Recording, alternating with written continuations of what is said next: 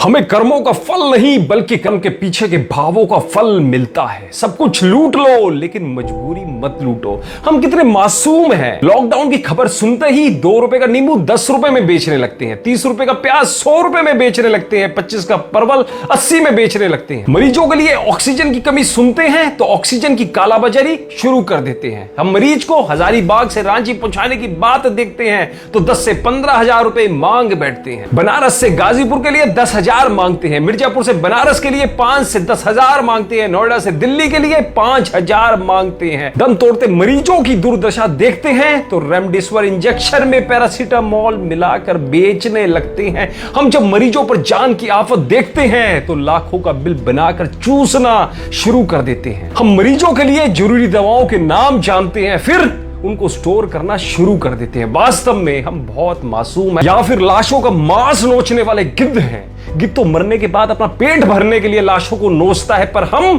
तो अपनी तिजोरियां भरने के लिए जिंदा इंसानों को ही नोच नोच कर खा रहे हैं। कहां लेकर जाएंगे ऐसी दौलत, या फिर किसके लिए? कभी सोचा है आपने? एक बार सोचना जरूर। एक दिन हिसाब सबको देना पड़ेगा ईश्वर की अदालत में।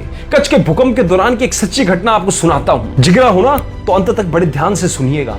पुलिस राहत कार्य कर रही थी, मलबे को घर से निकालने के लिए जीवित बच्चे, लोगों और मृतकों को बाहर निकाल रही थी। एक बूढ़ा आदमी एक सुंदर घर के मलबे के पास बाहर बैठा रो रहा था। मकान ढह गया, पुलिस आई, उसके पुत्र वधू का शव मलबे से निकाला। शरीर पर हर जगह गहने थे। पुलिस ने कहा, ये गहने रख लो, आपको काम आएंगे। फटी आंखों वाले उस आदमी ने कहा, ले लो, सब कुछ ले लो, जो करना है करो, लेकिन मुझे ये गहने नहीं चाहिए। पुलिस के लाख समझाने के बाद बूढ़े ने रोते हुए कहा, जब मोरबी का डैम टूटा था तब मैंने ये सारे गहने मृत लोगों के गले से लूट के अपने घर लाकर अपने पुत्र वधू को पहनाए थे। आज मेरी बहू ने वही गहने पहने हुए हैं जो मैं लूट के लाया था। मुझे कुछ नहीं चाहिए सर, मुझे कुछ नहीं चाहिए। वो बोलता बोलता तेज रोने लग गया और कहने लगा, आप ले लीजिए, आप रख लीजिए, आपको जो करना है, आपको जहां देना है आप दीजिए। कच्छ की इस कहानी को ध्यान में रखिए दोस्तों, और कोरोना के संकट के समय में मनुष्य की मजबूरी का लाभ ना उठाएं। इसलिए हमेशा याद रखें, हमारी कमाई हुई संपत्ति का बंटवारा कोई भी कर सकता है, लेकिन हमारे कर्मों का बंटवारा कोई नहीं कर सकता। हमारे द्वारा किए हुए कर्मों का फल हमें ही मिलेगा।